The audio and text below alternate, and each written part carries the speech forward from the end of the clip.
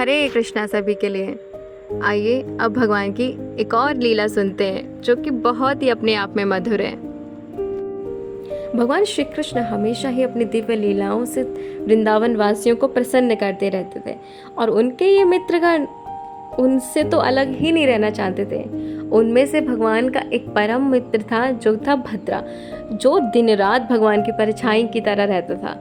बल्कि वो रात्रि में भी कृष्ण के पास सोने की जिद करता और कभी कभी छुप के वो सो भी जाया करता था। तो उसकी माँ उसे रात्रि में जब लेने आती तो वो जिद पकड़ लेता कि मैं सोऊंगा तो कृष्ण के पास, वरना मुझे सोना ही नहीं है। तो इतना प्रेम था उसका भगवान श्री कृष्ण के साथ। तो एक दिन श्री कृष्ण ने सोचा क्यों ना मैं आज इसके साथ कुछ लीला करता हूँ।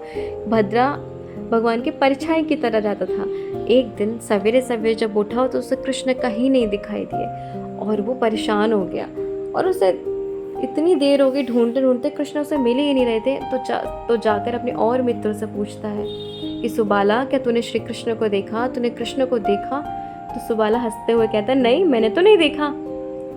अब वो जाते हैं सुमंगल के पास, क्या तुमने श्री कृष्ण को देखा?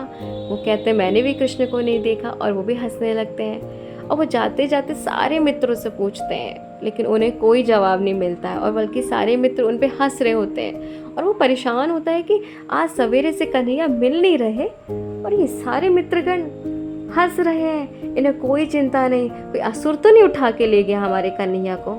लेकिन कोई भी उनकी इस बात पर परेशान होने की जगह सब हंस रहे थे। वो बहुत ज़्यादा दुखी हुआ और वो जाते हैं सीधा दाऊ जी के पास, क्योंकि हर परेशानी का हल हमारे बलराम जी के पास है।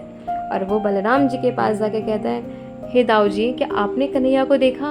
मुझे सवेरे से कन्हैया को नहीं मिल रहा, मुझे कन्हैया सवेरे से नहीं मिल रहा है। दाऊ जी हंस के कहते हैं, भद्रा, अच्छा तुम ये बताओ कि कृष्ण तुमसे कभी अलग हो सकते हैं? कि अभी हुए हैं ना, अभी तो नहीं मिल रहे। कि जरा सोच के देखो, जब तुम कृष्ण की परछाई की तरह साथ रहते हो तो क्या कृष्ण तुमसे कभी खो सकते हैं? और तुमने हर जगह देख ली, लेकिन कृष्ण मिला नहीं। क्या कृष्ण तुमसे इतनी देर रह सकता है? अब भद्रा को समझ नहीं आया और वो चुपचाप खड़ा रहा और उसने एकदम से झटके से पीछे देखा, कृष्ण उसी के ही पीछे थे। मतलब सारा दिन आज कृष्ण उसकी ही परछाई बन के थे। तो ये लीला हमें सिखाती है, हम हर जगह अपने भगवान को ढूंढ रहे होते हैं लेकिन कृष्ण तो हमसे कभी अलग ही नहीं हुए। कृष्ण हमारे ही आसपास है। कृष्ण थोड़ा परेशान हुए, गुस्सा हुए, लेकिन कृष्ण ने उन्हें मना ही लिया। अब ये सारी टोली जाती है गैया चराने के लिए और जैसे ही गाय चराने के लिए जाते हैं, थक जाते हैं, तो दोपहर का भोजन करने बैठते हैं। सब अपने अपने घर से लाए हुए भोजन निकालते हैं, लेकिन कृष्ण को अभी भी खेलना था। कृष्ण कहता है, मैं अभी भोजन नहीं करूँगा। और इतना बुलाने पे सुमंगल सारे फ्रेंड्स उनको बुलाते हैं लेकिन वो नहीं आते हैं। तो भद्रा को गुस्सा आता है और वो चले जाते हैं गुफा में।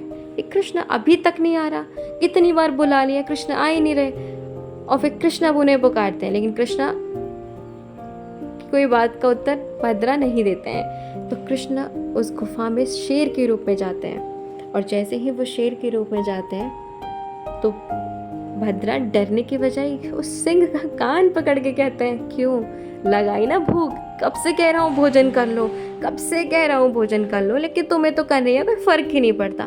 कृष्ण आश्चर्यचकित थे कि भद्रा मुझसे डरने की बजाय कैसे मेरे स्वरूप को पहचान गया कि मैं ही कृष्ण इस स्वरूप में आया हूँ।